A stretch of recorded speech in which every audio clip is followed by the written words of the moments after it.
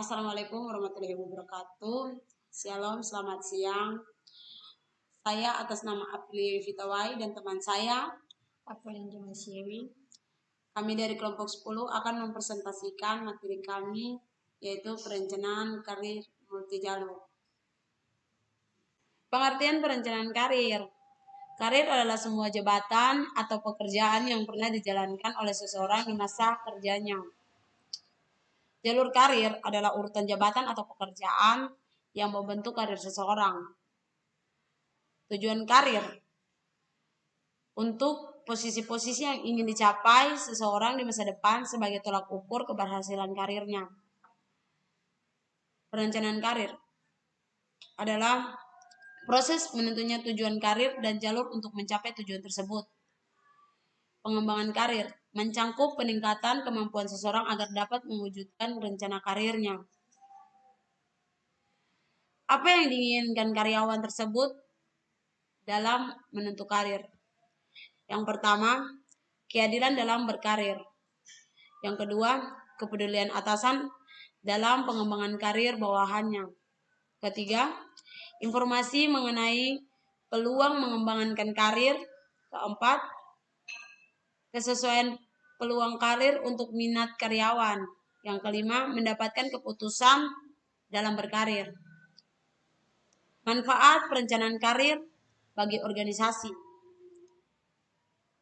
Menyelaraskan antara strategi organisasi dengan kebutuhan penyediaan karyawan dalam organisasi, baik dalam skala lokal, nasional, maupun global.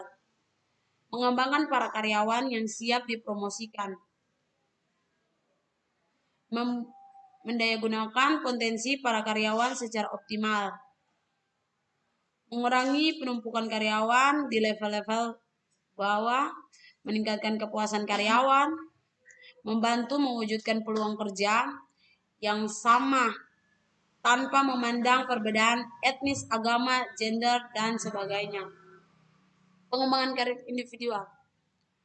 Kinerja, exposure, pengembangan jaringan, pengunduran diri, loyalitas pada organisasi, mentor dan sponsor, mentor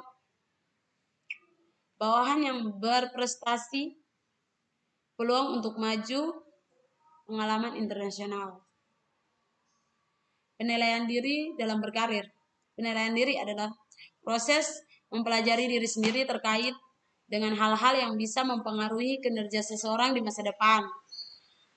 Penilaian diri merupakan salah satu langkah awal yang harus dikerjakan seseorang dalam merencanakan karirnya, agar terhindar dari berbagai kesalahan yang bisa mempengaruhi kemajuan karirnya secara keseluruhan.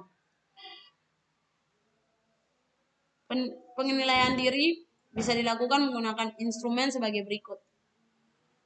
Neraca kekuatan atau kelemahan. Sebuah prosedur untuk membantu orang menyadari kekuatan dan kelemahan mereka.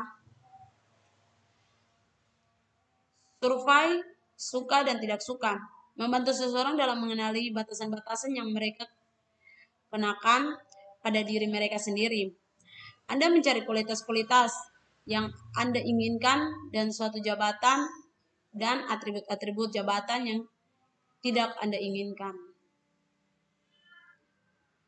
Perencanaan karir berorganisasi.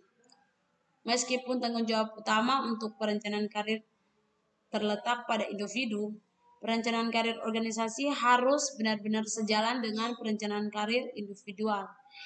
Jika perusahaan ingin mempertahankan para karyawannya yang terbaik dan terpandai, para karyawan harus melihat bahwa upaya perencanaan karir organisasi diarahkan untuk meningkatkan tujuan karir spesifik mereka. Perusahaan harus membantu para karyawannya untuk menetapkan tujuan karir dan terutama kesamaan karir mereka. Perusahaan harus memberikan para karyawannya peluang-peluang untuk mempelajari dan mengerjakan hal-hal yang berbeda, mengerjakan tugas yang sama atau mirip dari waktu ke waktu hanya untuk memberikan perkembangan yang kecil. Tahapan perencanaan karir organisasi. Diawal dengan menempatkan kerja dan orientasi awal karyawan. Selanjutnya dilakukan pengamatan atas kinerja karyawan dalam suatu jabatan dan membandingkan dengan standar-standar jabatan. Berdasarkan pengamatan kinerja tersebut, bisa didefinisikan kekuatan-kekuatan dan kelemahan-kelemahan karyawan yang bersangkutan. Berdasarkan identifikasi tersebut, manajemen membantu karyawan yang bersangkutan menetapkan keputusan karir tentatif yang memungkinkan untuk diubah seiring berlangsungnya proses. Keputusan karir tentatif tersebut didasarkan pada sejumlah faktor yang meliputi kebutuhan pribadi, kemampuan, inspirasi, dan kebutuhan organisasi. Manajemen kemudian bisa menjadwalkan program-program yang terkait dengan kebutuhan khusus karyawan tersebut. Jenis-jenis jalur karir. Jalur karir tradisional. Karyawan berkembang naik secara vertikal dalam organisasi dari satu jabatan tertentu ke jabatan berikutnya. Asumsinya adalah bahwa setiap jabatan yang terdahulu merupakan persiapan penting untuk jabatan berikutnya pada level yang lebih tertinggi. Jalur jaringan atau network terdiri dari urutan vertikal, jabatan-jabatan, dan serangkaian peluang horizontal. Sangat dimungkinkan untuk memperluas pengalaman ke bidang-bidang lainnya pada satu level sebelum promosi ke level yang lebih tertinggi. Jalur keterampilan lateral. Perpindahan lateral, menyamping atau sejajar, dilakukan dalam perusahaan agar karyawan bersemangat kembali dan menentukan ketenangan-ketenangan. Jalur karir ganda dikembangkan untuk mendorong dan memotivasi para profesional dalam bidang-bidang seperti perkayaan, penjualan, pemasaran, keuangan, dan sumber daya manusia, agar mereka bisa meningkatkan pengetahuan khusus mereka, memberi kontribusi kepada perusahaan, dan diberi imbalan tanpa harus masuk jajaran manajemen. Menambah nilai karir.